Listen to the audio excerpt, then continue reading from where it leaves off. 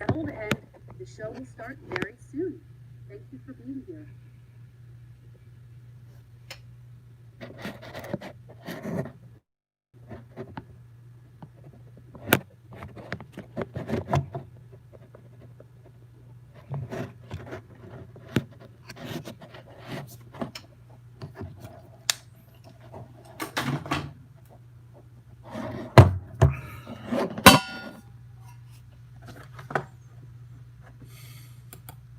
Hello, các bạn đang chờ xem cái buổi tranh luận cuối cùng giữa ông Trump và ông Biden.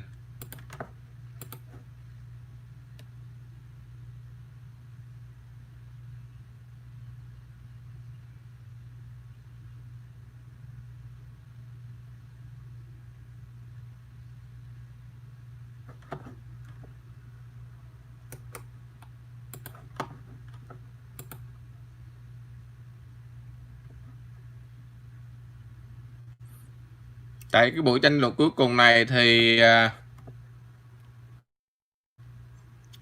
theo quy định mới thì mỗi bên trả lời và đưa ra cái ý kiến của mình thì cái micro sẽ tắt để cho không có chen vào cái cuộc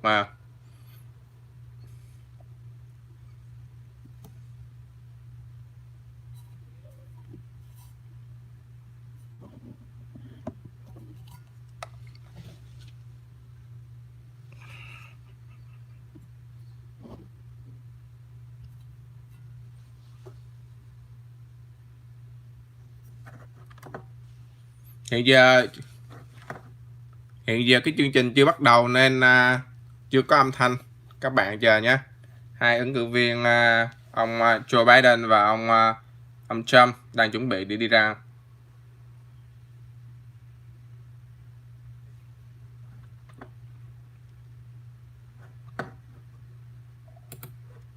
Giờ mình đang thử âm thanh. Hello.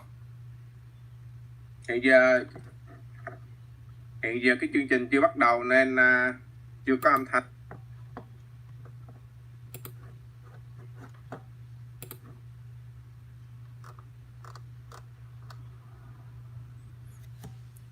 Cuộc tranh luận lần này là cuối cùng của hai ứng viên diễn ra tại Đại học Benchmar, thành phố Nashville ở tiểu bang Tennessee. Tiểu bang Tennessee nằm ở miền đông ở nước Mỹ. Trong cái cuộc tranh luận này thì sẽ diễn ra trong vòng 90 phút và chia ra làm 6 phần tương ứng với các chủ đề như sau: chủ đề về Covid-19, chủ đề về gia đình ở Hoa Kỳ, chủ đề về sắc tộc, về những cuộc biểu tình về sắc tộc ở Mỹ đang hiện ra hiện nay, chủ đề về biến đổi khí hậu, chủ đề về an ninh quốc gia và chủ đề về khả năng lãnh đạo. Mỗi ứng viên thì có 2 phút để trả lời. Và cái người điều hành hôm nay là cô Kristen của đài NBC, mà 2 ngày trước thì ông Trump cũng đã tấn công cô này và nói là cô này là một người sẽ không có khách quan đối với ông. Nhưng mà theo quy định mới thì sau 2 phút ông Trump hay ông Biden hết thời gian trả lời thì micro sẽ tắt để không có hai người không có thể chen vào và cướp lời của người khác đang trả lời.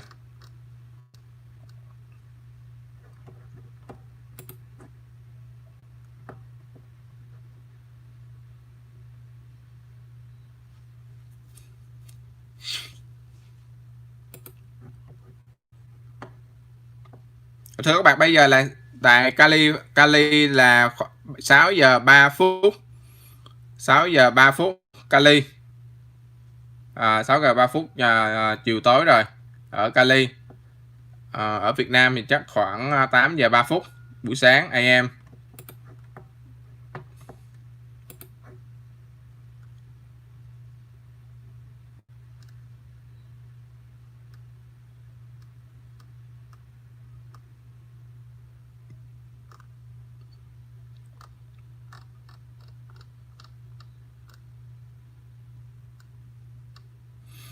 Trước cái buổi tranh luận ngày hôm nay thì sáng nay đài Fox đã đưa ra về khảo sát của 4 cái tiểu bang chiến lược, gọi là tiểu bang cạnh tranh của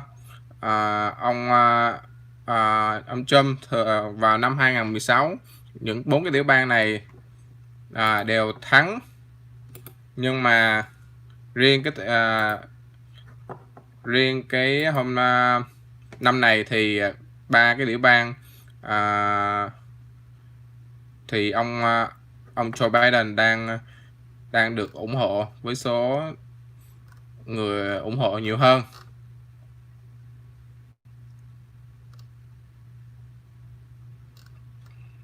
Đó là 4 cái tiểu bang Michigan, Ohio và Pennsylvania và Wisconsin. Thì chỉ có tiểu bang Ohio thì ông Donald Trump dẫn trước là 48% và ông Joe Biden chỉ có 45%. Good evening from Belmont University in Nashville, Tennessee. I'm Kristen Welker of NBC News and I Ok, bây giờ người dẫn chương trình cô Kristen đã vào nội dung chính của ngày hôm nay. Tonight's debate is sponsored by the Commission on Presidential Debates. It is conducted under health and safety protocols designed by the Commission's Health Security Advisor. The audience here in the hall has promised to remain silent. No cheers, boos, or other interruptions, except right now as we welcome. Cô nói là theo cái quy định của buổi tranh luận hôm nay thì mọi người trong cái khán phòng này phải mang khẩu trang, không được mà cởi khẩu trang ra.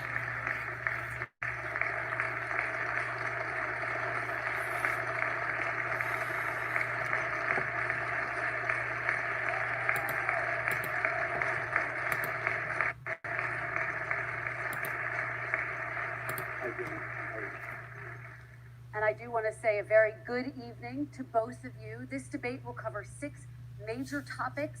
At the beginning of each section, each candidate will have 2 minutes uninterrupted to answer my first question. The debate commission. Chào hai vị, hôm nay thì có 6 chủ đề. Thì mỗi vị sẽ có 2 phút để trả lời. Nếu sau 2 phút thì exactly là nó sẽ micro sẽ tắt, nghe hai vị. The goal is for you to hear each other and for the American people to hear every word of what you both have to say. And so with that, if you're ready, let's start. And we will Rồi, chúng ta bắt đầu. Against the coronavirus. President Trump, the first question is for you.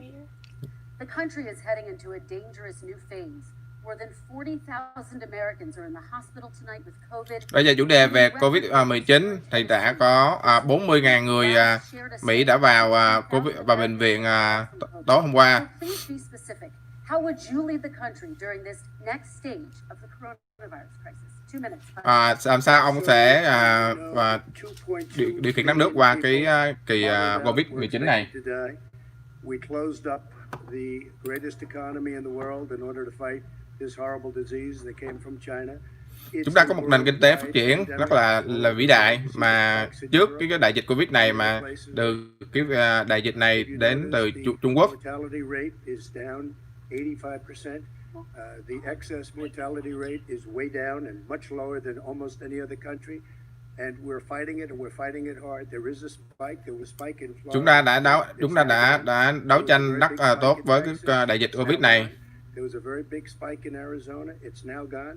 And there are some spikes and surges in other places. They will soon be gone. We have a vaccine that's coming. Bây giờ chúng ta đã có vaccine để chuẩn bị cho cái một vài tuần nữa và sẽ được triển khai nhanh chóng với sự giúp đỡ của quân đội.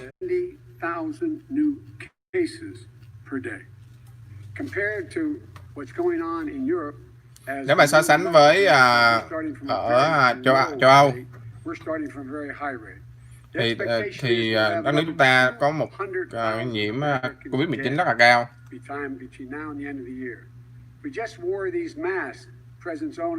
Chúng ta chỉ cần mang cái khẩu trang theo lời khuyên của các nhà khoa học thì chúng ta có thể giảm được cái tỷ lệ lây nhiễm COVID-19. Tôi sẽ khuyến khích mọi người dân mang khẩu trang.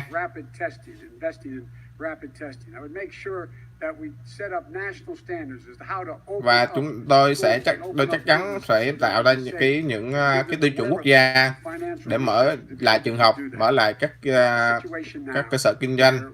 The New England Medical Journal, one of the most serious journals in the whole world, said for the first time ever that the way this president has responded to this crisis has been absolutely tragic.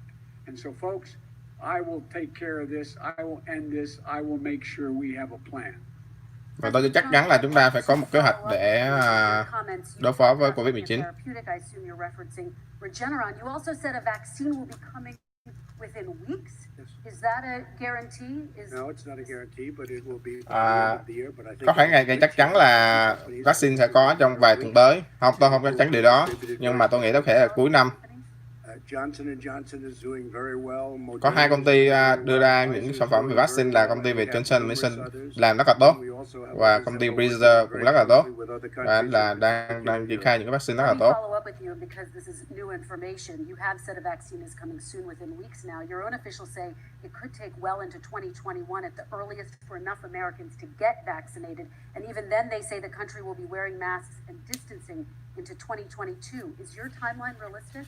No, I think my timeline is going to be more accurate. I don't know that they're counting on the military the way I do, but we have our generals lined up, one in particular that's the head of logistics, and this is a very easy distribution for him. He's ready to go as soon as we have the vaccine. Một khi là chúng ta có được vaccine này, chúng ta sẽ triển khai đến người dân với hàng trăm triệu vaccine. If it was approved by the government, what steps would you take to give Americans confidence in a vaccine if it were approved? Thưa ngài Phó Tổng thống, những cái bước nào ông có thể nói người dân tin tưởng để sử dụng vaccine? Cái vaccine là phải làm theo cái quy trình và làm quy trình và kiểm duyệt theo những cơ sở y tế, ví dụ FDI và các nhà khoa học.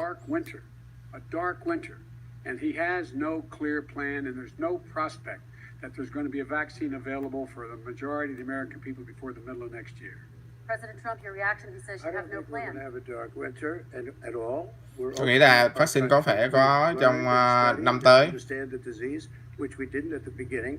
When I closed and banned China from coming in heavily infected, and then ultimately Europe, but China was in January. Months later, he was saying I was xenophobic. I did it too soon. Now he's saying, oh, I should have, moved quicker.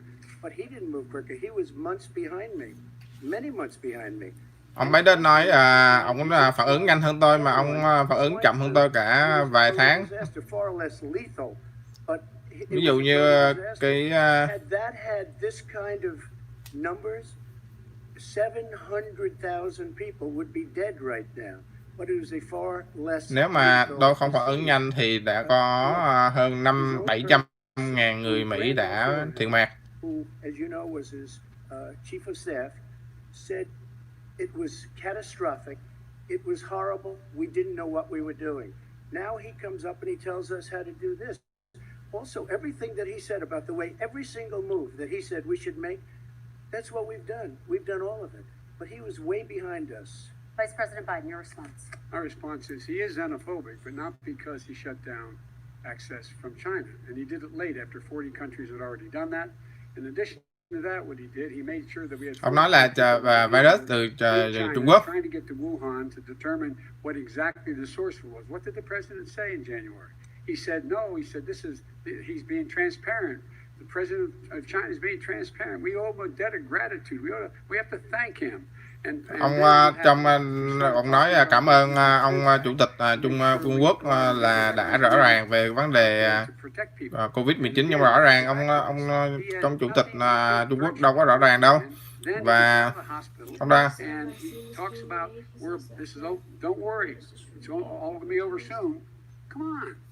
There's not another serious scientist in the world who thinks it's going to be over soon. President Trump, your reaction? I say over soon. I say we're learning to live with it. We have no choice. We can't lock ourselves up in a basement like Joe does. Chúng ta không có lựa chọn nào khác và đóng cửa mãi như việc ông Joe Biden ở dưới tầng hầm. people can't do that. By the way, I, as the president, couldn't do that. I'd love to put myself in the basement or in a beautiful room in the White House and go away for a year and a half. Tôi sẵn sàng ở dưới tầng hầm, tôi và phó tổng thống sẵn sàng ở dưới tầng hầm, nhưng mà chúng tôi chọn cách đi ra ngoài, gặp gỡ và những cuộc gặp hàng ngàn những gia đình.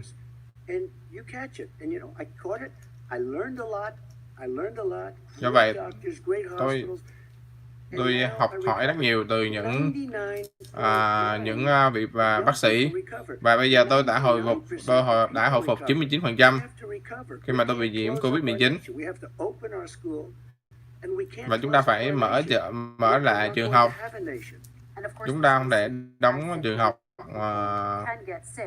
mãi được. Vice President Biden, I want to talk broadly about strategy, though. Can I respond to that? 30 seconds, please, and then I have a question. No, number one, he says that we're learning to live with it. People are learning to die with it. You folks home will have an empty chair at the kitchen table this morning. That man or wife going to bed tonight and reaching over to try to touch their, out of habit, where their wife or husband was, is gone. Learning to live with it. Come on. We're dying with it because he's never said, he said it's dangerous. When's the last time? Is it really dangerous? Hôm nào ông Trump không bao giờ nói cái mức độ nguy hiểm của Covid-19 đối với người dân. Và ông Trump nói là tôi không có trách nhiệm với việc đó nữa.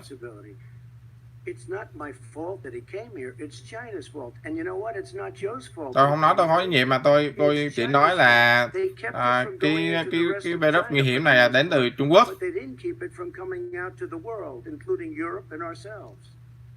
Vice President Biden. Sự thật là khi chúng ta biết được cái virus đến, thì ông Trump nói là đừng có lo lắng, thì virus nó tự động nó đi vào mùa hè.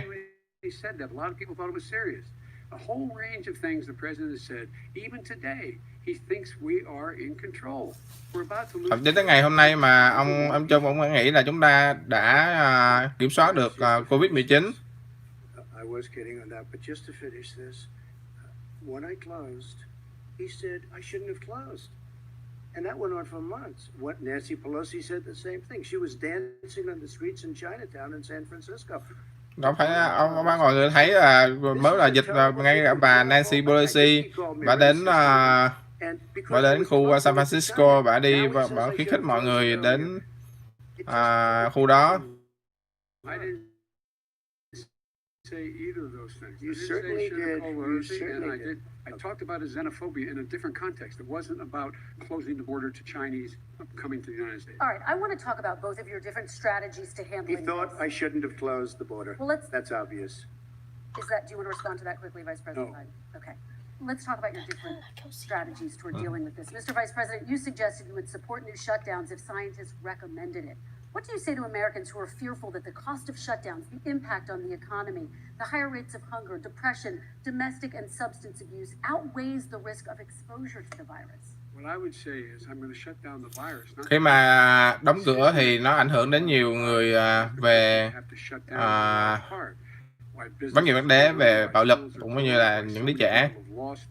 Thì theo ý của ngài phó tổng thống như thế nào?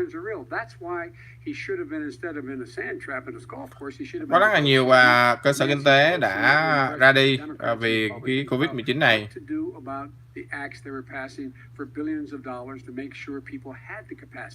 you haven't ruled out more shutdowns. No, I'm not shutting down today, but there are, look. Có phải ngài ủng hộ việc đóng cửa tiếp không? Không, tôi không có ủng hộ. Nhưng mà chúng ta phải nhìn vào những cái tiêu chuẩn cũng như vào cộng đồng, và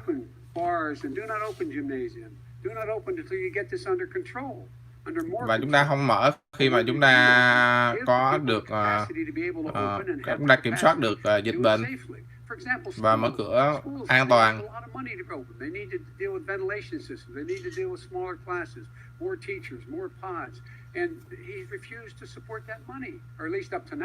Let's talk about schools. President Trump, I think we have to respond, if I might. Please, and then I have a follow-up. Thank you, and I appreciate that.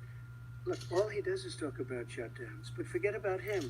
His Democrat governors, Cuomo in New York, You look at what's going on in Như đây có thể nhìn vào New York, thống đốc Cuomo đóng cửa New York quá lâu.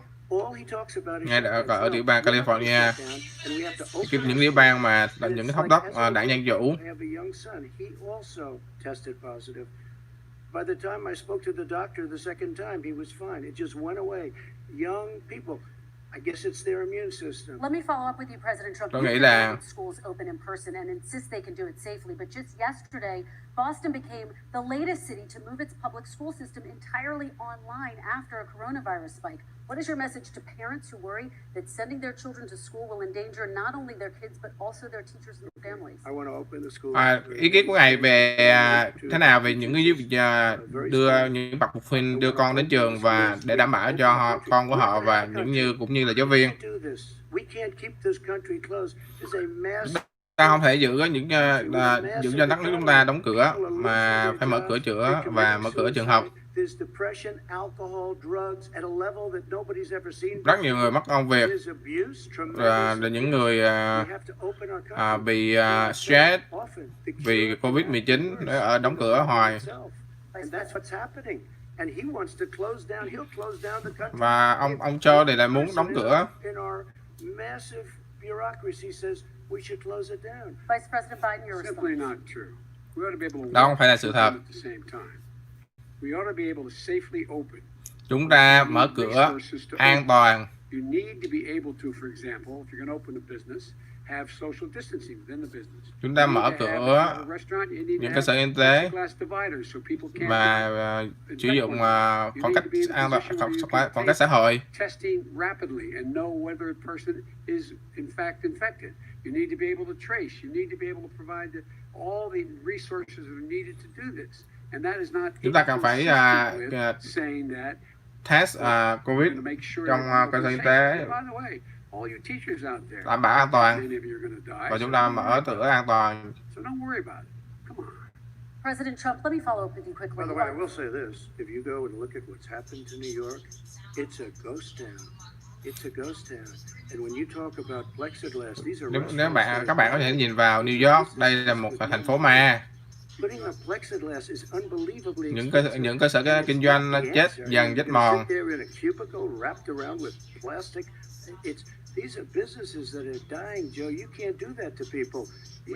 Joe, ông không thể làm như vậy đối với những cơ sở kinh doanh. Mọi người đang rời bỏ New York. And I don't look at this in terms of the way he does. Blue states and red states. They're all the United States. And look at the states that are having such a spike. Chúng ta không có nói phân biệt bang xanh, bang đỏ. Chúng ta là một hiệp chủng quốc Hoa Kỳ. Nếu mà Covid-19 ở những tiểu bang Cộng hòa,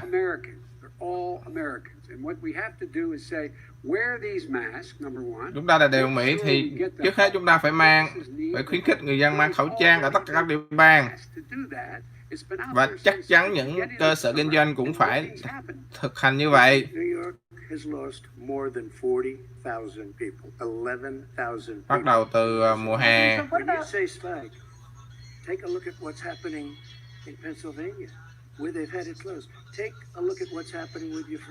In Michigan, where her husband's the only one allowed to do anything. It's been like a prison.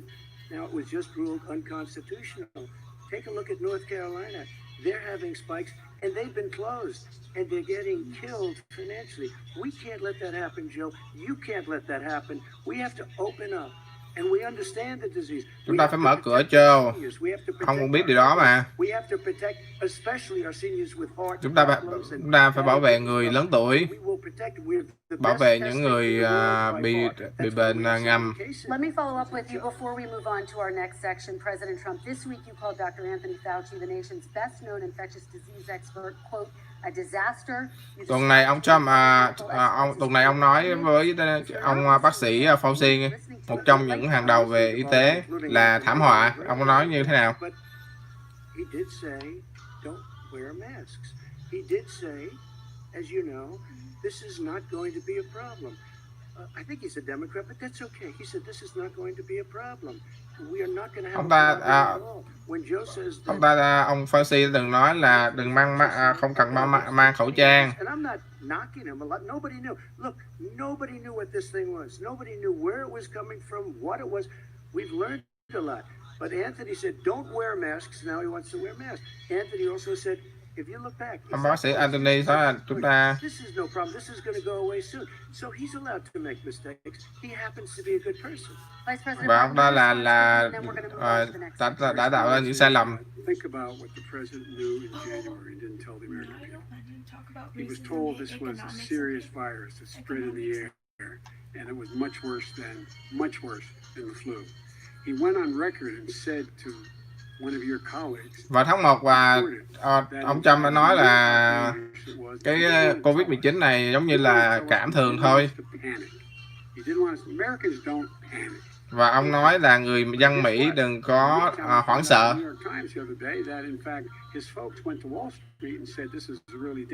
Và mặc dù ông biết là cái Covid-19 này, khi mà ông có một chương trình nói chuyện trên truyền hình, ông nói là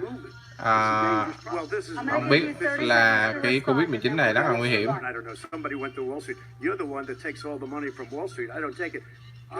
You have raised a lot of money, tremendous amounts of money. And every time you raise money, deals are made.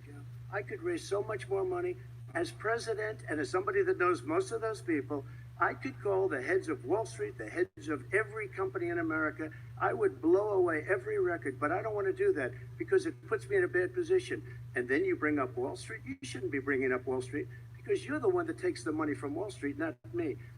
I could blow away your records that like you wouldn't believe. We don't need money. We have plenty of money. In fact, we beat Hillary Clinton with a tiny fraction of the money that she was able. All right, gentlemen, we're going to move on. Average contribution $43. All right, we're going to move on to our next section, which is Ta sẽ tiếp tục đến chủ đề thứ I hai. want to start with the security of our elections and some breaking news from overnight. Just last night, top intelligence officials confirmed again that both Russia and Iran are working to influence this election. Both countries have obtained US voter registration. Các cơ quan tình báo của chúng ta đã nói là Iran và Nga đang cố gắng và đã can thiệp vào cái cuộc bầu cử lần này của chúng ta. Hai ông có nhận xét như thế nào?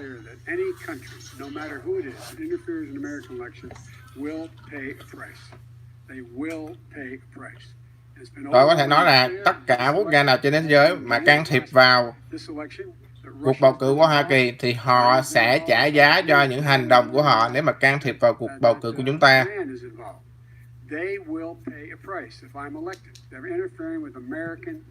Nếu Trung Quốc can thiệp vào thì họ sẽ trả giá nếu mà tôi là trở thành tổng thống. I don't think he's talking to them a lot. I don't think he said a word. I don't know why he hadn't said a word to Putin about it.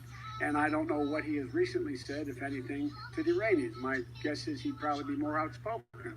Redcliffe, who's both of them, they both want you to lose because there has been nobody tougher to Russia. Between the sanctions, nobody tougher than me on Russia. Between the sanctions, between all of what I've done with NATO, I've got the NATO countries to put up an extra $130 billion, going to $420 billion a year. That's to guard against Russia. I sold, while he was selling pillows and sheets, I sold tank busters to Ukraine. There has been nobody tougher on Russia than Donald Trump. Không có ai mà căng với Nga như tôi cả. Marine port, you remember that very well. During your term, during you and Barack Obama, they took over a big part of what should have been Ukraine. You handed it to them. Cái thời của ông và ông Obama, người Nga đã lấy một phần của Ukraine. Ông Trump đã nói về cái bán đảo Crimea. Ngoài ra thì vấn đề email, rồi email mà thành viên trong gia đình của ông. Ago who was essentially supposed to work with you and your family, but what he said was damning. And regardless of me, I think you have to clean it up and talk to the American people. Maybe you can do it right now. Tôi nghĩ là ông phải trả lời người dân Mỹ bây giờ về vấn đề con trai của ông.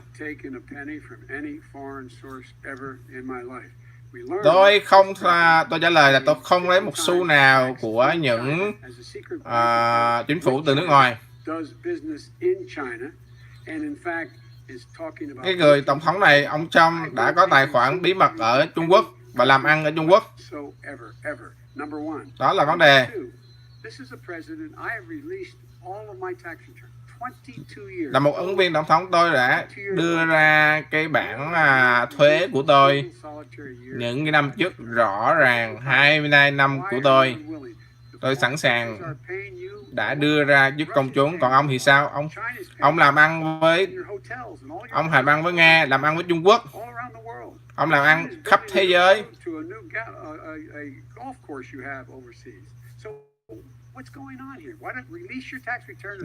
Tại sao ông không dám ông không dám đưa cái bảng thuế của ông ra cho công chúng biết? Tôi sẽ đưa ra khi nào càng sớm, khi nào tôi có thể. Mà mọi người nói là tôi chỉ trả $750 thuế vào tuần trước. Thật ra là tôi đã trả hơn 10 triệu đô la Mỹ những cái năm trước.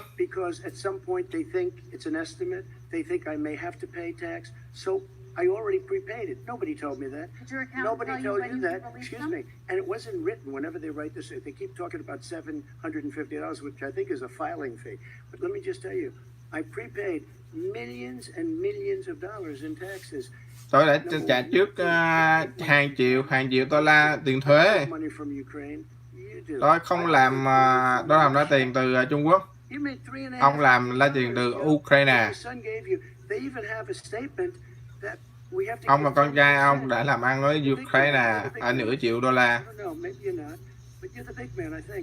Và ông được cho 10% trong cái cuộc làm ăn đó. You just said you spoke to your accountant about potentially releasing your taxes. Did he tell you when you can release them? Do you have a deadline for when you're going to release them? Ông nói là ông sẽ đưa ra bản khai thuế của ông, thì cái ngày cuối cùng ông có thể nói với công chúng. We made a deal, it was all settled until I decided to run for president. I get treated very badly by the IRS, very unfairly. Tôi được đối xử không công bằng từ sở thuế. Bây giờ sở thuế vẫn kiểm toán tôi. Tôi đã trả hàng triệu tiền thuế, đô la tiền thuế.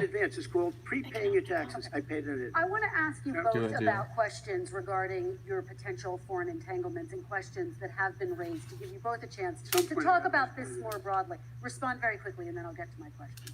Why did he's been saying this for 4 years? Show us. Ông Trump đã nói cái vấn đề này đã gần 4 năm nay rồi. Tại sao ông không có chứng minh? Ông không chứng minh cho chúng ta. Cái điều đơn giản vậy thôi. Ông nói là ông sẽ đưa, mà ông chả có đưa ra. 4 năm nay ông nói hoài mà ông không có đưa. He said, I only pay that little because charisma, a company, that somehow I had done something wrong.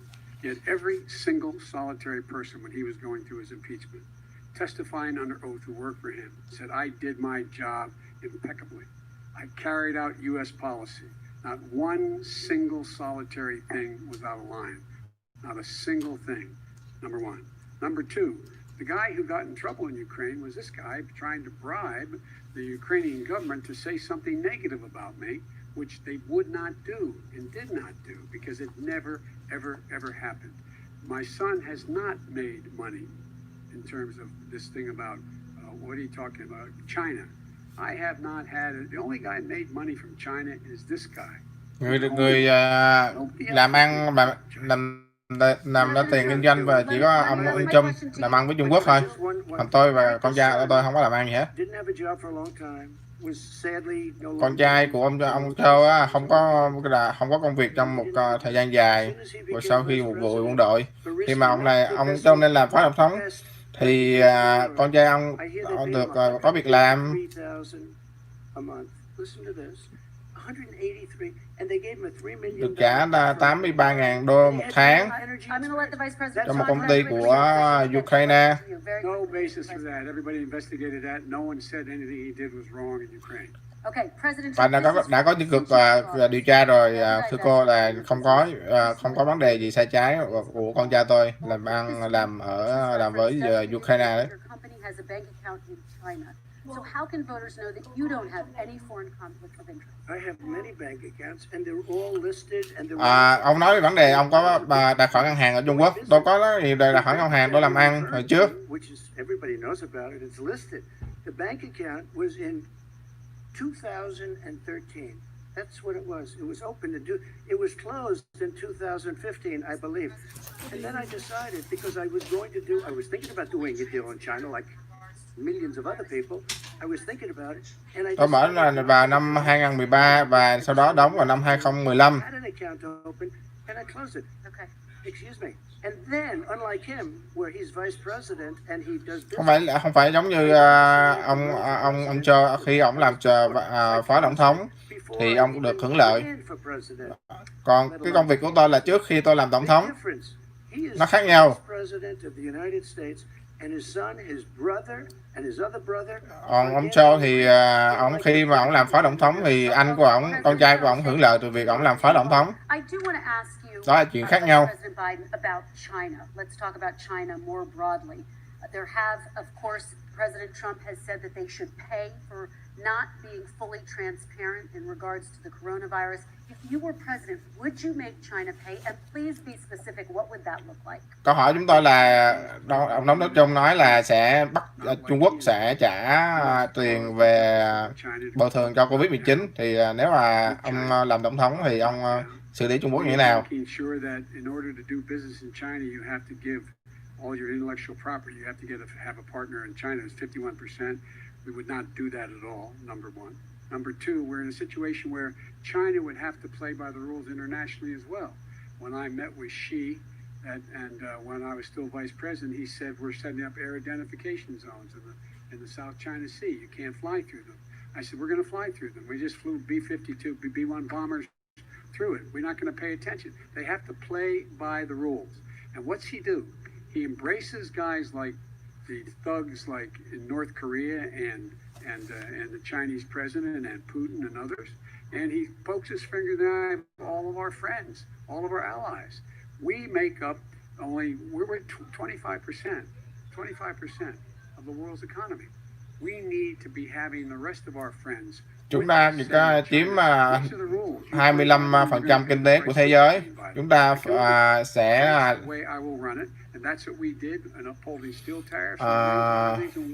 làm việc lại với Trung Quốc và họ sẽ trả một cái giá nào đó. Very quickly, and then we're going to move on to North Korea. $1.5 from China to manage after spending 10 minutes in office and being in Air Force Two.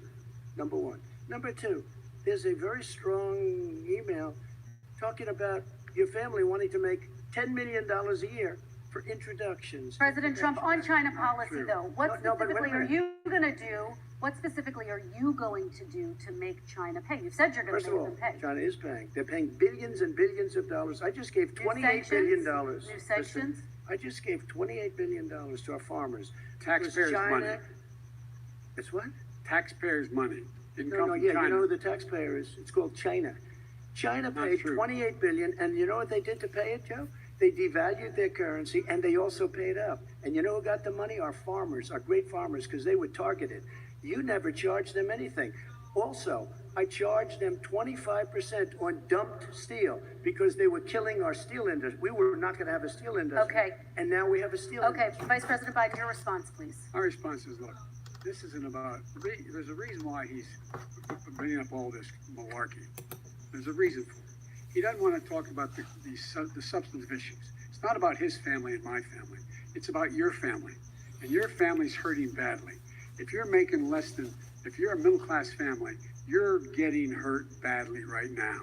You're sitting at the kitchen. Ông Trump có nói về gia đình của ông ta, gia đình của tôi, mà những cái thưởng là những gia đình của các bạn, những người Mỹ.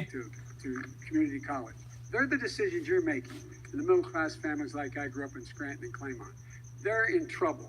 We should be talking about your families, but that's the last thing he wants to talk about. I want to talk about North Korea. I do want to turn to 10 seconds, Mr. President. 10 seconds. Typical political statement. Let's get off this China thing, and then he looks the family around the table, everything. Just a typical politician when I see that. Let's talk about I'm not North a typical Korea now. politician. Okay, That's why I got elected. Let's get off the subject of China. Let's talk around sitting around the table. All right. Come on, Joe, you can do better. We're going to talk about North Korea now. President Trump, you've met with North Korean leader Kim Jong-un. Chúng ta phải nói về Bắc Triều Tiên. You've talked about your beautiful letters with him. You've touted the fact that there hasn't been a war or a long-range missile test. And yet North Korea recently rolled out its biggest ever intercontinental ballistic missile. Ông đã ba lần gặp ông chủ tịch của Bắc Hàn, có những cuộc gặp tốt đẹp, nhưng mà bây giờ lo nhiều hơn. What has he done? He's legitimized North Korea. He's talked about his good buddy who's a thug, and he talks about how we're better off, and they are. Các bạn thấy là ông Trung nói chủ tịch Bắc Triều Tiên là bạn hữu. Vice President Biden, you've said you wouldn't meet with Kim Jong-un without preconditions. Are there any conditions under which you would meet with him? On the condition that he would agree that he would be drawing down his nuclear capacity to get that the Korean Peninsula should be nuclear-free zone. All right, Trump. Okay, we do need to move on. They left me a mess. North Korea was a mess. And in fact, if you remember the first 2 or 3 months, there was a very dangerous period in my first 3 months before we sort of worked things out a little bit. Okay. There was a they left us a mess. And Obama would be, I think, the first to say it was the single biggest problem he thought that our country. Okay, let's move on to American families and the economy. One of the issues Chúng ta sẽ đến chủ đề tiếp theo về những gia đình của Mỹ và nền kinh tế. Today there was a key vote on a new Supreme Court Justice, Amy Coney Barrett, and healthcare is at the center of her confirmation fight. Over 20 million Americans get their health insurance through the Affordable Care Act. It's headed to the Supreme Court, and your administration, Mr. President, is advocating for the court to overturn it. Chúng ta đang nói về bảo hiểm Care, và khi mà 20 triệu gần 20 triệu người dân Mỹ được hưởng lợi từ cái bảo hiểm đó, và họ có thể mất cái bảo hiểm đó khi mà bà Amy thẩm phán lên làm thẩm phán của tòa cấp cao. Và tôi muốn chấm dứt cái Obamacare này. But then I made a decision, run it as well as you can to my people, great people. Run it as well as you can. I could have gone the other route and made everybody very unhappy. They ran it. Premiums are down, everything's down. Here's the problem. No matter how well you run it, it's no good. What we'd like to do is terminate it. We have the individual mandate done. I don't know that it's going to work. If we don't win, we'll have to run it, and we'll have Obamacare, but it'll be better run. But it no longer is Obamacare, because without the individual mandate, it's much different. Pre-existing conditions will always stay. What I would like to do is a much better healthcare, much better. Đúng rồi, chính quyền của tôi sẽ tạo ra một cái chương trình chăm sóc y tế tốt hơn. The Democrats will do it because there'll be tremendous pressure on them, and we might even have the House by that time. And I think we're going to win the House. Okay, you'll see, but I think we're going to win the House. But come up with a better health care, always protecting people with pre-existing conditions. And one thing very important, we have 180 million people out there that have great private health care, far more than we're talking about with Obamacare. Joe Biden is going to terminate all of those policies. These are people that love their health care. Những cái chương trình y tế riêng cũng có hàng trăm, cũng có hơn trăm triệu người dân Mỹ đã có những cái chương trình y tế như vậy. They want to terminate 180 million plans. We have done an incredible job on healthcare, and we're going to do even better. Okay, Vice President Biden, yes, this is for you. Your healthcare plan calls for building. Đến lượt ông phó tổng thống, đến lượt ông trả lời về cái kế hoạch về y tế, chăm sóc y tế. Ông có 2 phút. What I'm going to do is pass Obamacare with a public option, become Biden-care. The public option is an option that says that if you in fact do not have the wherewithal if you qualify for Medicaid and you do not have the wherewithal in your state to get Medicaid, you automatically enroll, providing competition for insurance Thì companies. tôi làm là vẫn giữ lại Obamacare, và nếu những người mà không có đủ về không có đủ về thu nhập thì có thể gia nhập vào những chương trình y tế miễn phí và giá rẻ.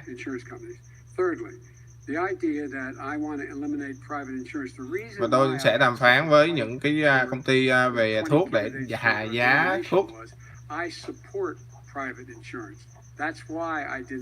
Tôi ủng hộ những cái bảo hiểm tư nhân. Nhưng mà nếu họ mắc những cái chương trình bảo hiểm đó thì họ có thể gia nhập vào Obamacare.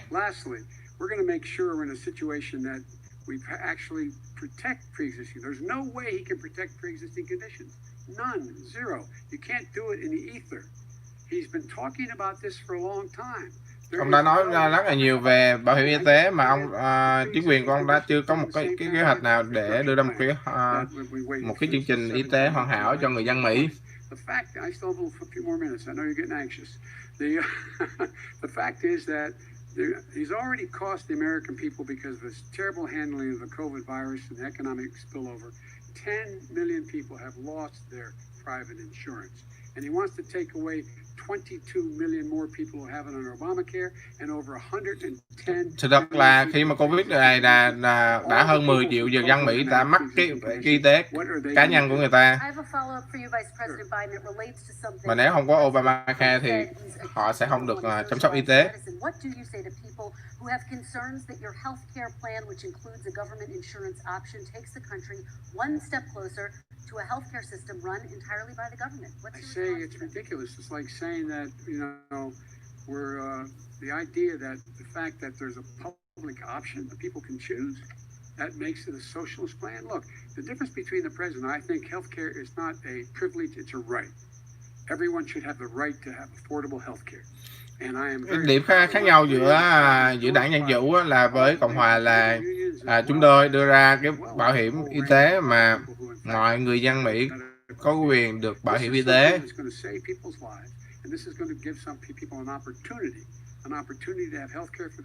Và cho họ có cơ hội có bảo hiểm y tế và cũng như con cái của họ.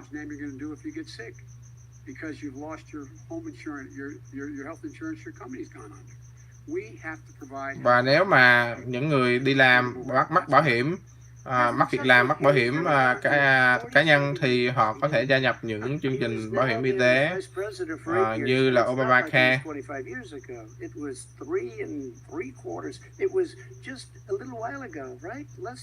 Ông ba đã làm 47 năm trong chính trị và chính phủ Hoa Kỳ rồi. Nhưng mà ông không có làm điều gì. More liberal than Bernie Sanders and wants it even more. Sanders wants it. The Democrats want it. You're going to have socialized medicine, just like he went with fracking. We're not going to have fracking. We're going to stop fracking. We're going to stop fracking. Then he goes to Pennsylvania after he gets a nomination, where he got very lucky to get it. And he goes to Pennsylvania and he says, "Oh, we're going to have fracking." And you never ask that question. And by the way, so far, I respect very much the way you're handling this, I have to say. By the way, but somebody should ask the question. He goes for a year.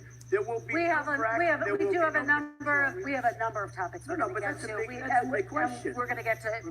The same thing with socialized medicine. I have to respond. Vice President, your response, please. My response is people deserve to have affordable health care. Period. Dân Mỹ có quyền có bảo hiểm y tế. Provide for that affordable health care, lower premiums. What we're going to do is going to cost some money. It's going to cost over $750 billion over 10 years to do it.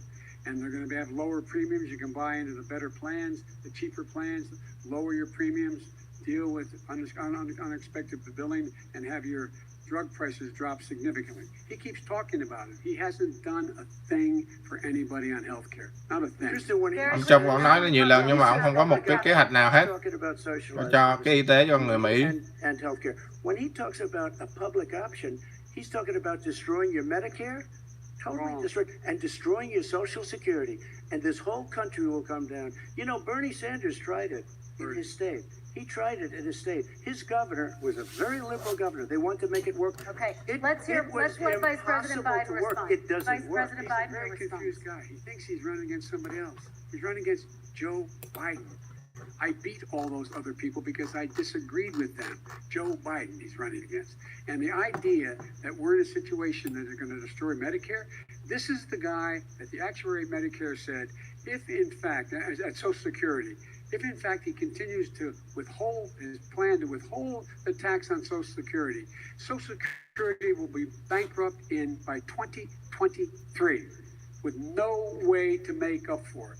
This is the guy who's tried to cut Medicare. Đây là người ông đó đang muốn là xóa bỏ cái bảo hiểm y tế cho người dân Mỹ. He tried to get rid of. He tried to hurt Social Security years ago. Go back and look at the records. He tried to hurt Social Security years ago. All right, let's move on. I'm going to move on. Mr. President, I have to move on to the next question. They said the stock market will boom if I'm elected.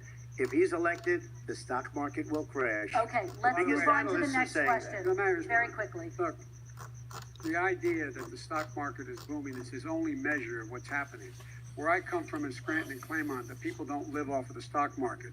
Just in the last three years during this crisis, the billionaires in this country made, according to the Wall Street, $700 billion more. $700 billion more. Because that's his only measure. What happens to the ordinary people out there? What happens to them? Let's talk about what's happening on Capitol Hill. We're going to move on. 401ks are through the roof. We're going to move on. Stock are through the roof. All right. Chúng ta sẽ tiếp tục với chủ đề mới. He lived there for a short period of time before he even knew. We're going to move on to the next question. And the people of Pennsylvania Let me will move show on you to my next question, They gentlemen. understand. As of tonight, more than 12 million people are out of work. And as of tonight, 8 million more Americans have fallen into poverty, and more families are going hungry every day. Those hit hardest are women and people of color. They see Washington fighting over a relief bill. Mr. President, why haven't you been able to get them the help they need? 30 seconds here. Because Nancy Pelosi doesn't want to approve. Thế mà nhiều người dân Mỹ bắt mất việc làm và đang chịu đựng của Covid-19. Tại sao cái không có gói cứu trợ thứ hai thông qua thưa ngài tổng thống? Bà Nancy Pelosi không muốn chấp nhận cái gói cứu trợ. Nancy Pelosi does not want to approve it. We are ready, willing, and able to do. Bà Nancy không có đồng ý. And it's gone through, including the Democrats. In all fairness, this one she doesn't want. It's near the election because she. Chúng tôi đưa ra ba cái kế hoạch của cái gói cứu trợ này. He will not be able to pass it. He does not have Republican votes. Why isn't he talking to his Republican friends? Let me follow up with you, Vice President Biden, because let me ask Vice President Biden a question. You are the leader of the Democratic Party. Why have you not pushed the Democrats to get a deal for the American people? Ông là người dẫn dắt đảng Dân Chủ. Tại sao ông không khuyến khích đảng Dân Chủ để thông qua cái đàm phán về gói cứu trợ thằng thứ hai? Cái gói cứu trợ này bắt đầu vào vào mùa hè rồi. Và hàng ngàn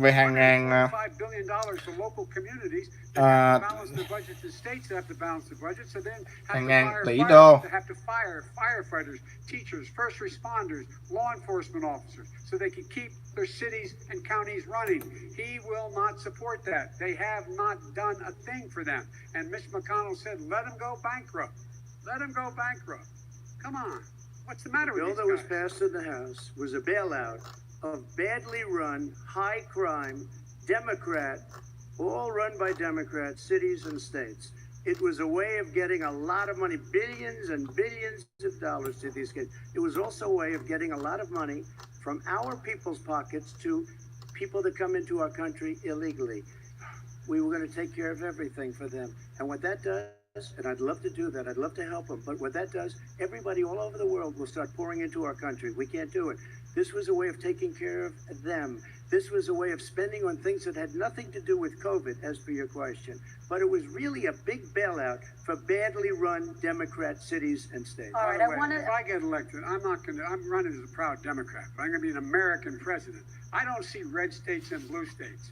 What I see is American, United States. And folks, every single state out there finds themselves in trouble. Tôi không phải là đảng Dân Chủ đi tranh tổng thống.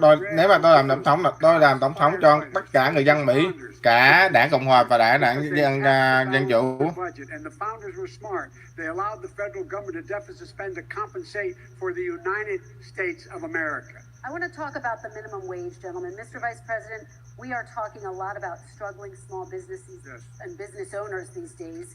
Do you think this is the right time to ask them to raise the minimum wage? You of course support a $15 federal minimum wage. Ông có nghĩ đây là thời gian tốt để yêu cầu tăng cái mức lương tối thiểu lên? Those small businesses, you got 1 in 6 of them going under. They're not going to be able to make it back. They passed a package that allows us to be able to call PPP. Money is supposed to go to help them do everything from organize how they can deal with their businesses being open safely. Schools, how they can make classrooms smaller, how they can hire more teachers, how they can put ventilation systems in. They need the help. The businesses as well as the schools need the help. But these guys will not help them. It's not giving them any of the money. We are going to move on to Những cơ sở kinh doanh và trường học đều cần có những cái hỗ trợ mà ông trong đó không qua những hỗ trợ đó. I think it should be a state option. Alabama is different than New York. New York is different from Vermont. Và này Alabama khác với New York. You said very recently. It's very important. We have to help our small businesses. Mỗi từng cái bang khác nhau. Small businesses, when you're forcing wages, what's going to happen, and what's been proven to happen, is when you do that, these small businesses fire many of their employees. You said very recently you would consider raising the federal minimum wage to $15 an hour. You said recently you would consider raising the federal minimum wage to $15 an hour. Is that still the case? And I would consider it to an extent, but what I really like, in a second administration, but not to a level that's going to put all these businesses out of business. It should be a state option. Look, in different places, I know different places, they're all different. Some places, $15 is not so bad. In other places, other states, $15 Okay, President Trump, thank you. Quick response, Vice President Biden. 2 jobs, 1 job, be below poverty. People are making $6, $7, $8 an hour. These first responders, we all clap for as they come down the street because they've allowed us to make it. What's happening? They deserve a minimum wage of $15. Anything below that puts you below the poverty. Những người lao động và xứng đáng được nâng lên cái mức lương là 15 đồng một giờ. We're going to talk about immigration. We're going to talk about immigration now, gentlemen, and we're going to talk about families within this context. Mr. President, your administration separated children. Bây giờ chúng ta sẽ chuyển qua về những về vấn đề di trú.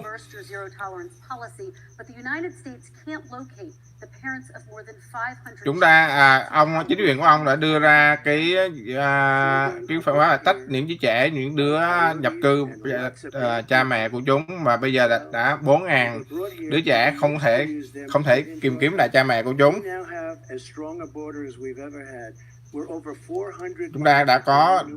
Chúng tôi đã xây dựng một cái biên giới vững mạnh và đã xây đến hàng 400 dặm bức đường biên giới.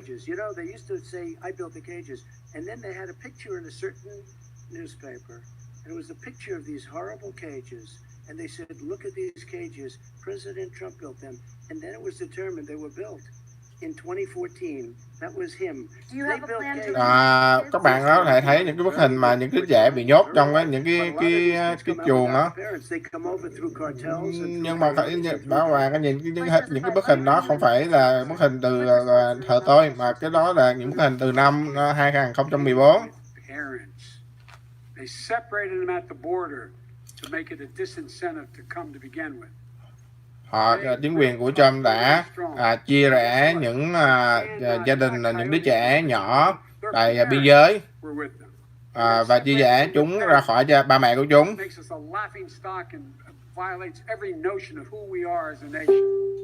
Và không có We did not build the cages. Who built the cages, Joe? Let's talk about what we're talking about. Let's talk about what we're talking about. What happened? Parents were ripped, their kids were ripped from their arms and separated.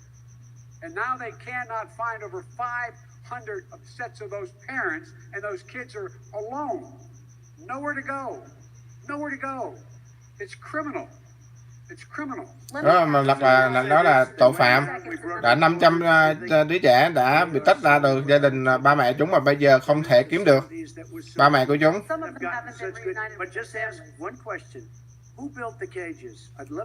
Đó có một câu hỏi là ai chính quyền nào đã xây những cái lồng đó? during the administration. It also presided over record deportations as well as family detentions at the border before changing course. So why should voters trust you with an immigration overhaul now? Because we made a mistake. It took too long to get it right. It took too long to get it right. I'll be president of the United States, not vice president of the United States. And the fact is, I've made it very clear. Within 100 days, I'm going to send to the United States Congress a pathway to citizenship for over 11 million undocumented people. And all of those so-called dreamers, those DACA kids, Nếu mà tôi làm tổng thống thì trong 100 ngày đầu tiên, be able to stay in this country and put on a path to citizenship. The idea that they are being sent home by this guy. tôi sẽ tạo ra một con đường để cho những người nhập cư có thể nhập cư thành có thể trở thành công dân Mỹ. And it's illegal. And you say, "Oh no, mom, leave me here. I'm not going to go with you." They've been here. Many of them Và cả những đứa trẻ chương trình Dreamer. First responders out there taking care of people during this crisis. We owe them. We owe them. President, he had 8 years to do what he said he was going to do. And I've changed without having a specific. We got rid of catch and release. We got rid of a lot of horrible things that they put in and that they lived with. But he had 8 years he was vice president. He did nothing except build cages to keep children in. Vice President Biden, your response. The catch and release, you know what he's talking about there? If in fact you had a family came across and they were arrested, they in fact were given a date to show up for their hearing. They were released. And guess what? They showed up for a hearing. And this is the first president in the history of the United States of America that anybody seeking asylum has to do it in another country. That's never happened before in America. That's never happened before in America. You come to the United States and you make your case that I seek asylum based on the following premise: why I deserve it under American law. They're sitting in squalor on the other side of the river. President Trump, your response, So 30 important. seconds, and then we'll move It just shows that he has no understanding of immigration of the laws. Catch and release is a disaster. A murderer would come in, a rapist would come in, a very bad person would come in. We would take their name. We have to release them into our country. And then you say they come back. Less than 1% of the people come back. We have to send ICE out and Border Patrol out to find them. We would say, come back in 2 years, 3 years. We're going to give you a court case. You need Perry Mason. We're going to give you a court case. When you say they come back, they don't come back, Joe. They never come back. Only the really, I hate to say this, but those with the lowest IQ, they might come back. Okay, But President they're Trump, very, let's very give few. Vice President Biden a chance to respond, and then we're going to move on to the You next don't know section. the law, Joe. Vice President Biden, your response. Know the law, what he's telling you is simply not true. Well, check it out. They don't come back. Check it out. All right, let's move But on we don't have to to the worry next about it. They section. terminated it, so we don't have to worry. Phụ nữ, Plan as to how da màu. just to give people a shot. It's about accumulating the ability to have wealth as well as it is to be free from violence. President Trump, same question to you, and let me remind you of the question. I would like you to speak directly to these families. Do you understand why these parents fear for their children? Yes, I do. Tôi muốn ngài tổng thống trả lời trực tiếp chính xác đối với những gia đình như vậy. 1994, when he did such harm to the black community. Trong 47 năm vừa qua thì ông Joe đã làm tổn thương cộng đồng da màu. And they kept never lived that down. 1994, your crime bill, the super predators. Nobody has done more for the black. Không có ai làm nhiều cho cộng đồng người da màu bằng tôi. Of Abraham Lincoln, possible exception, but the exception of Abraham Lincoln. Ngoại trừ tổng thống Abraham Lincoln. Criminal justice reform. Obama and Joe didn't do it. I don't even think they tried because they had no chance at doing it. They might have wanted to do it, but if you had to see the arms I had to twist to get that done, it was not a pretty picture, and everybody knows it, including some very liberal people that cried in my office. They cried in the Oval Office. 2 weeks later, they're out saying, gee, we have to defeat him. Criminal justice reform, prison reform, opportunity zones with Tim Scott, a great senator. Chính quyền của tôi đã tạo ra cơ hội cho những người lầm lỡ trở lại làm việc, cũng như tạo cơ hội cho những người tất cả mọi người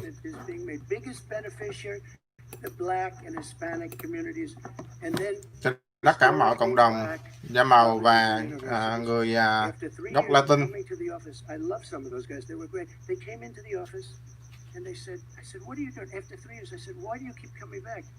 Because we have no funding. I said, you don't have to come back every year. We have to come back because President Obama would never give them long-term funding, and I did. 10-year long-term funding, and I gave them more money than they asked for because they said, I think you need more. And I said, the only bad part about this is I may never see you again because I got very friendly with them, and they like me and I like them. But I saved it for colleges and universities. Okay, and we're going to talk about both of your records, but your response to that, Vice Chair. My response to that is I never, ever said what he accused me of saying. The fact of the matter is, in 2000, though, after the crime bill had been in the law for a while, this is a guy who said, the problem with the crime bill, there's not enough people in jail. There's not enough people in jail.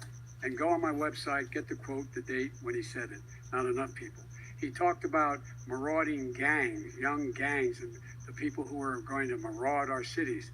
This is a guy who in the Central Park Five innocent black kids, he continued to push for making sure that they got the death penalty. None of them were guilty of the crimes they were suggested. Look, and talk about granted, he did in fact let 20 people, he commuted 20 people's sentences. We commuted over 1,000 people's sentences.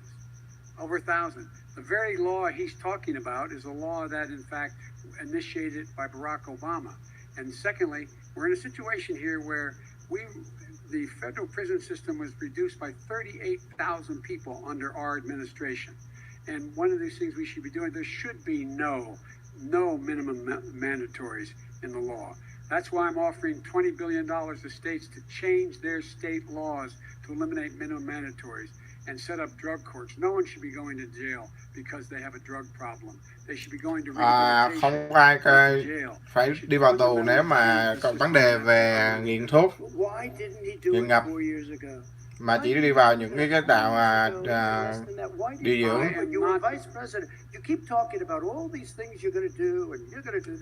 But you were there just a short time ago, and you guys did nothing. We did. You know, Joe, I ran because of you. I ran because of Barack Obama, because you did a poor job. If I thought you did a good job, I would have never run. I ran because of you. I'm looking at you now. Tôi chạy đua vào chức tổng thống vì ông và ông Barack Obama làm cái nhiệm kỳ rất là tồi tệ. I hope he does look at me because what's happening here is, you know who I am. You know who he is. Các bạn biết tôi là ai, biết ông ta là ai, biết tính cách của tôi, biết tính cách của ông Trump. Tôi có niềm tự hào và tôi có cá tính và nhân cách của tôi đối với về chủng tộc, vấn đề chủng tộc. If this is true, then he's a corrupt politician. Right. So don't give me the stuff about how you're this innocent baby.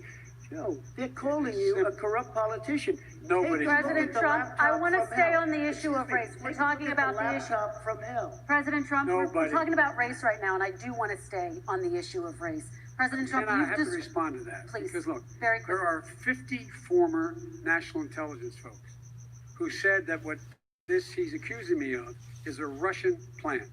They have said that this has all the 5 former heads of the CIA, both his and his good friend Rudy Giuliani. You mean the laptop is now another Russia hoax? And that's exactly what. This is where he's going. The laptop is Russia. Gentlemen, Russia. I want to stay on the issue of race. You have to be kidding. Here we go again with Russia.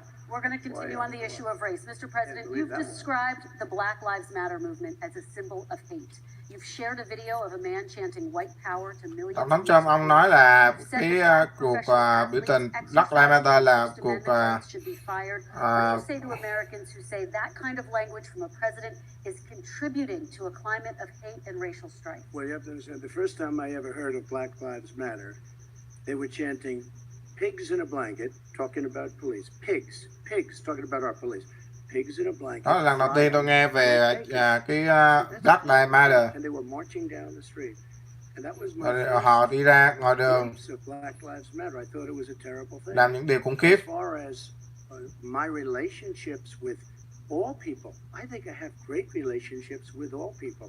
I am the least racist person in this room. But what do you say to Americans who are concerned by that rhetoric? I don't know. I mean, I don't know what to say. I got criminal justice reform done and prison reform and opportunity zones. I took care of black colleges and universities.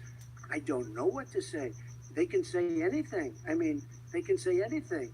It makes me sad because I am the least racist person. I can't even see the audience because it's so dark.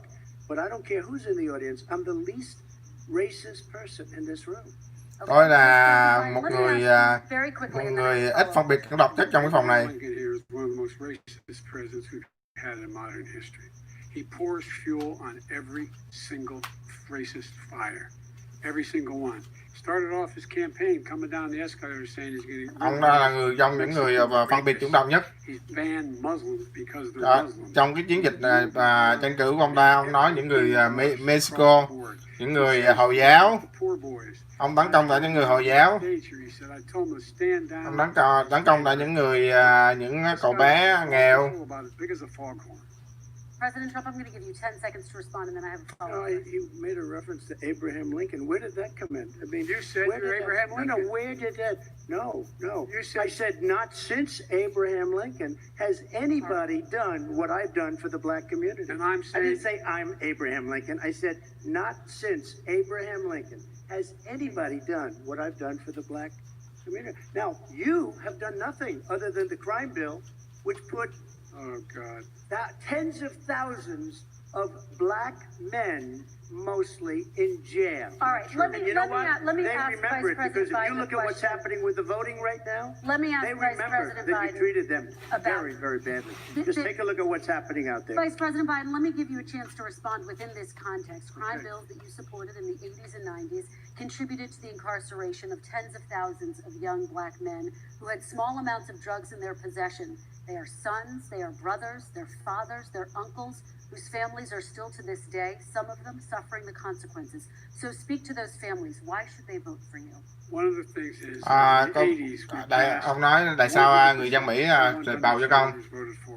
A bill on drugs and how to deal with drugs. It was a mistake. I've been trying to change the sense, and particularly the portion on cocaine. That's why I've been arguing that, in fact, we should not send anyone to jail for a pure drug offense. Chính quyền của tôi sẽ không có bắt tù bất kỳ ai mà vì vấn đề nghiệp nhập của họ mà đưa họ vào những cái trung tâm điều trị. Nếu họ có vấn đề về thuốc nghiện ngập và về thuốc và rượu.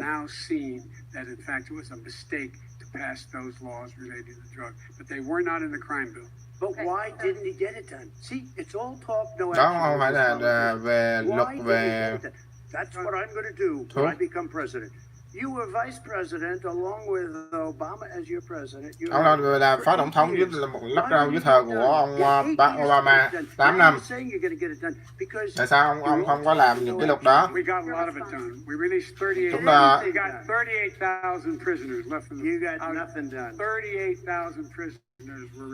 chúng tôi đã làm rất nhiều. Có 38.000 tù nhân được thả ra dưới thời của chúng tôi.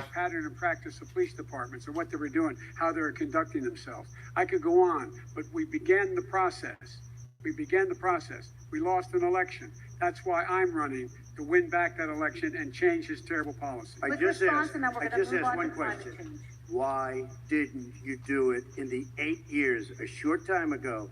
Why didn't you do it? You just said, I'm going to do that, I'm going to do this. You put tens of thousands of mostly black young men in prison. Now you're saying you're going to undo that. Why didn't you get it done? You had 8 years with Obama. You know why, Joe? Because you're all talk and no action. All right, Vice President Biden, and then we're going to move on to the next section. We had a Republican Congress. Let's answer. Well, you Okay. got to talk them into it, Joe. All right. Sometimes you got to talk them into it. We're going to move on to our next section. Like I which did is with criminal climate justice change. reform. I had Okay. to talk Democrats into it. Gentlemen, did what we we're running out of already done. time, so we got to get on to Okay. climate change, please. Chúng ta nói về biến đổi khí hậu. President Trump, you say that environmental regulations have hurt jobs in the energy sector. Vice President Biden, you have said you see addressing climate change as an opportunity to Có phải mà những biến đổi khí hậu, những quy định này biến đổi khí hậu có ảnh hưởng đến công việc? climate change and support job growth at the same time. Starting with you, President Trump, you have 2 minutes uninterrupted. Hai ông có 2 phút để trả lời. We have the Trillion Trees program. We have so many different programs. I do love the environment, but what I want Tôi rất là yêu môi trường và chúng ta đã có đến nước ban tỷ cây và bảo vệ. Carbon emissions, which is a big standard that I notice Obama goes with all the time. Not Joe. I haven't heard Joe use the term because I'm not sure he knows what it represents or means, but I have heard Obama use it. And we have the best carbon emission numbers that we've had in 35 years under this administration. We are working so well with industry, but here's what we can't do. Look at Chính quyền chúng China. ta đã làm với Look at Russia. Look at India. It's filthy. The air is filthy. nhìn vào cái môi trường ở Nga, ở Ấn Độ, cái không khí ở những đất nước đó rất là ô nhiễm. When they put us in there, they did us a great disservice. They were going to take away our businesses. I will not sacrifice tens of millions of jobs, thousands and thousands of companies because of the Paris Accord. It was so unfair. China doesn't kick in until 2030. Russia goes back to a low standard, and we kicked in right away. It would have destroyed our businesses. So, you ready? We have done an incredible job environmentally. Chính quyền của tôi đã làm những điều rất là tuyệt vời đối với môi trường. Vice President We Biden. haven't destroyed our industries. Vice President Biden, 2 minutes to you, uninterrupted. Climate change, climate warming, global warming is the next. Biến đổi môi trường, khí hậu, trái đất đang ấm dần lên là một cái nguy hiểm tiềm tàng đối với chúng ta. Chúng ta được nói bởi những nhà nghiên cứu hàng đầu trên thế giới. Eliminating all the regulations that were put in by us to clean up the climate, to limit the limit of emissions, will put us in a position where we're going to be in real trouble. Here's where we have a great opportunity. I was able to get both all the environmental organizations as well as labor, people worried about jobs, to support my climate plan. Because what it does, it will create millions of new good-paying jobs. We're going to invest in, for example, 50,000 charging stations on our highways so that we can own the electric car market of the future. In the meantime, China is doing that. We're going to be in a position where we're going to see to it that we're going to take 4 million existing buildings and 2 million existing homes and retrofit them so they don't leak as much energy, saving hundreds of millions of barrels of oil in the process and creating significant number of jobs. And by the way, the whole idea of what this is all going to do, it's going to create millions of jobs, and it's going to clean the environment. Our health and our jobs are at stake. That's what's happening. And what right now, by the way, Wall Street firms indicated that my plan will in fact create 18.6 million jobs, 7 million more than his. This is from Wall Street. And I'll create $1 trillion more in economic growth than his proposal does. Not on climate, just on the economy. President Trump, you're Today came out and said very strongly, $6,500 will be taken away from families under his plan. That his plan is an economic disaster. If you look at what he wants to do, if you look at his environmental plan, you know who developed it? AOC +3. They know nothing about the climate. I mean, she's got a good line of stuff, but she knows nothing about the climate. And they're all hopping through hoops for AOC +3. Look, their real plan cost $100 trillion. If we had the best year in the history of our country for 100 years, we would not even come close to a number like that. When he says buildings, they want to take buildings down because they want to make bigger windows into smaller windows. as far as they're concerned, if you had no window, it would be a lovely thing. This is the craziest plan that anybody has ever seen. And this wasn't done by smart people. This wasn't done by anybody. Frankly, I don't even know how it can be good politically. They want to spend $100 trillion. That's their real number. He's trying to say it was 6. It's $100 trillion. They want to knock down buildings and build new buildings with little, tiny, small windows. I mean, and many other things. Okay. And many other things. Let me have the Vice President It respond, is and we're running out of crazy. time, and we have a lot And more you'll questions to destroy get our to. country. So let's hear from the Vice President. I have a number more questions. I don't know where he comes from. I don't know where he comes up with these numbers. Queen. $100 trillion. Give me a break. This plan is endorsed by every major environmental group and every labor group. Labor, because they know the future lies. The future lies in us being able to breathe, and they know there are good jobs in getting us there. And by the way, the fastest growing industry in America is solar energy and wind. He thinks wind causes cancer, windmills. It's the fastest growing jobs, and they pay good prevailing wages, $45, $50 an hour. We can grow and we can be cleaner if we go the route I'm proposing. President Trump, Excuse me. please We are respond, and then I have We to are follow. energy independent for the first time. We don't need all of these countries that we had to fight war over because we needed their energy. We are energy independent. I know more about wind than you do. It's extremely expensive, kills all the birds, it's very intermittent, got a lot of problems, and they happen to make the windmills in both Germany and China. And the fumes coming up, if you're a believer in carbon emission, the fumes coming up to make these massive windmills is more than anything that we're talking about with natural gas, which is very clean. One other thing. Find me a Solar. scientist said that. I love solar, but solar doesn't quite have it yet. It's not powerful yet to really run our big, beautiful factories that we need to compete with the world.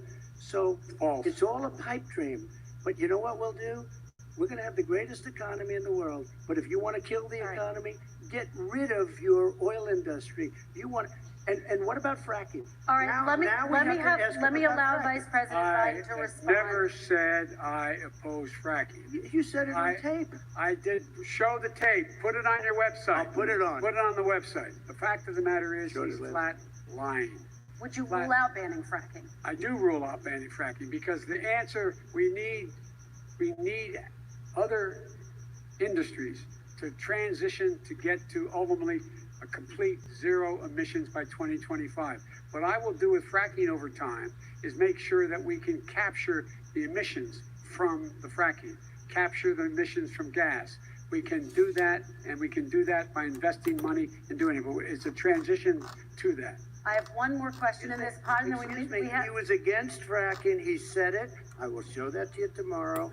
I am against fracking. Until he got the nomination, went to Pennsylvania, then he said, but you know what, Pennsylvania? He'll be against it very soon because his party is totally against it. Fracking on federal land, I said. No fracking You said- and or oil on didn't say federal Let land. me ask this I final did. question in this section, and then I want to move on to our final section.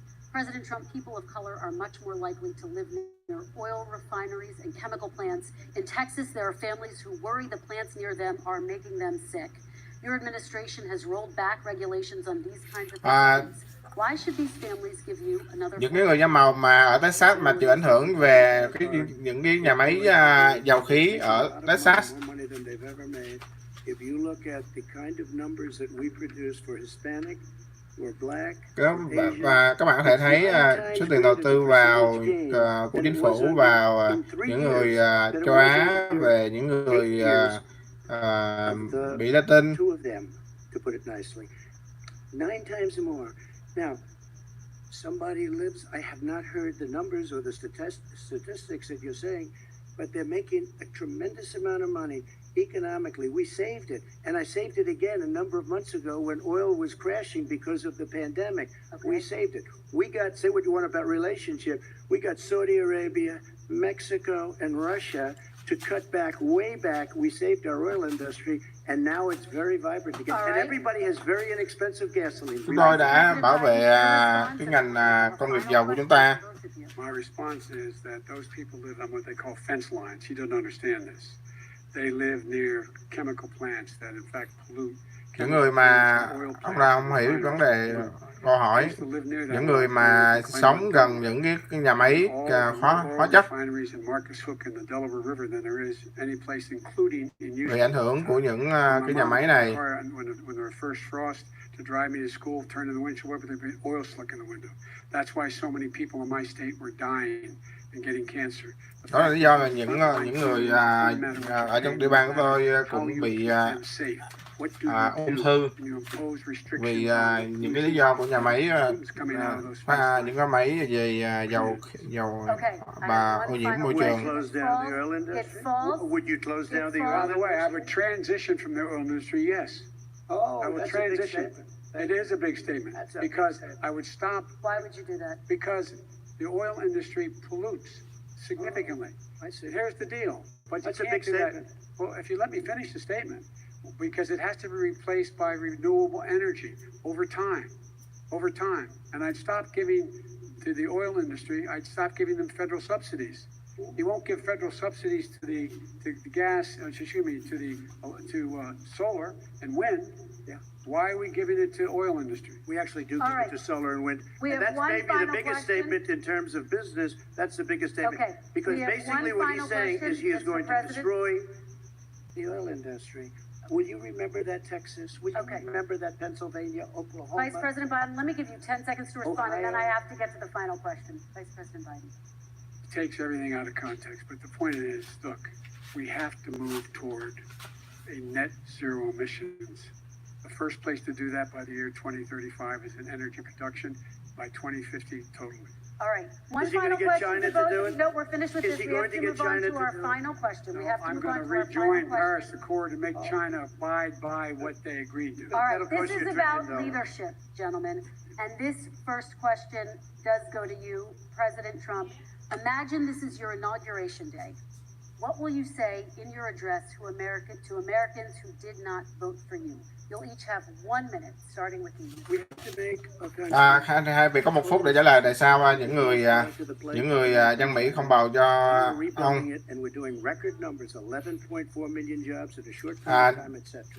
Chính quyền chúng tôi đã có thời gian, đã 3 năm trước đại dịch đã có một nền kinh tế rất là phát triển.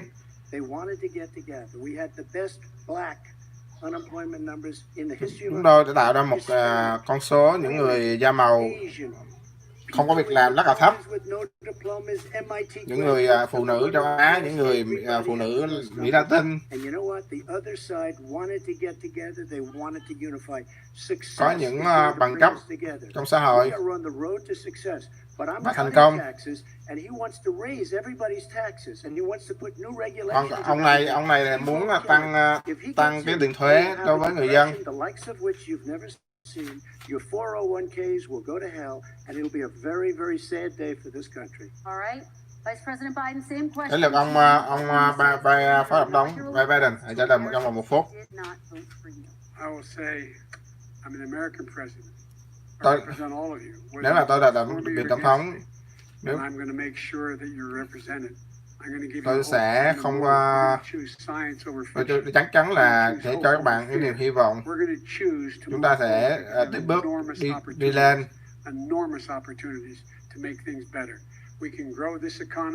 Chúng ta cùng nhau chúng ta sẽ phát triển nền kinh tế, của đất nước chúng ta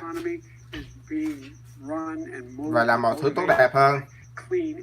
Và một hệ thống phân biệt chủng tộc sẽ bị phá bỏ. What is on the ballot here is the character of this country. Decency, honor, respect, treating people with dignity. Và đối với đất nước ta, những gì đại diện cho đất nước ta là sự tôn trọng tất cả mọi người.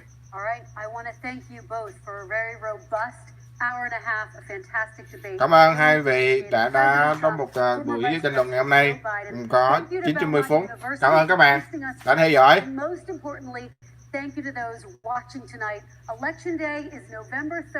Vào ngày bầu cử ngày 3 tháng 11, các bạn đừng quên đi bầu. Tất cả những người dân Mỹ và tất cả những người Mỹ gốc Việt hãy đi ra bầu. Đây là một kỳ bầu cử rất là quan trọng nha các bạn.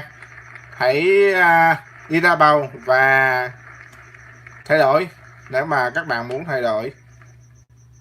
Bà phu nhân của tổng thống Trump lên, bà phu nhân của ông phó tổng thống Joe Biden lên chúc mừng.